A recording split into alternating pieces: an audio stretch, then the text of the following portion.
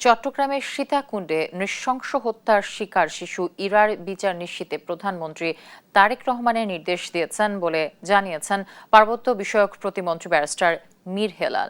বুধবার সকালে শিশু ইরার পরিবারের সঙ্গে দেখা করে একথা জানান তিনি।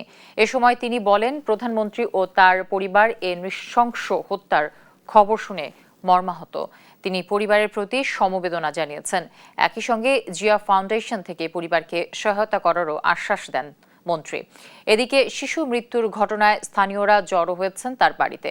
এ সময় তীব্র ক্ষোভ প্রকাশ করে এ ঘটনায় জড়িত বাবু শেখের দৃষ্টান্তমূলক শাস্তি চান সবাই। এই বিচার নিশ্চিত করার জন্য যা যা করা প্রয়োজন এটা সরকারের পক্ষ থেকে করা হবে। এটা ওনাদের আর্থিক সঙ্গতি বা অসঙ্গতির সাথে কোনোভাবেই এটা সম্পৃক্ত না। এটা আমাদের দায়িত্ব এই ধরনের অপরাধীকে দৃষ্টান্তমূলক শাস্তির আওতায় আনা এবং এই ধরনের ঘটনা যেন কেউ পুনরাবৃত্তি করতে সাহস না করে সেই ব্যবস্থাটা আমরা নেওয়ার চেষ্টা করব।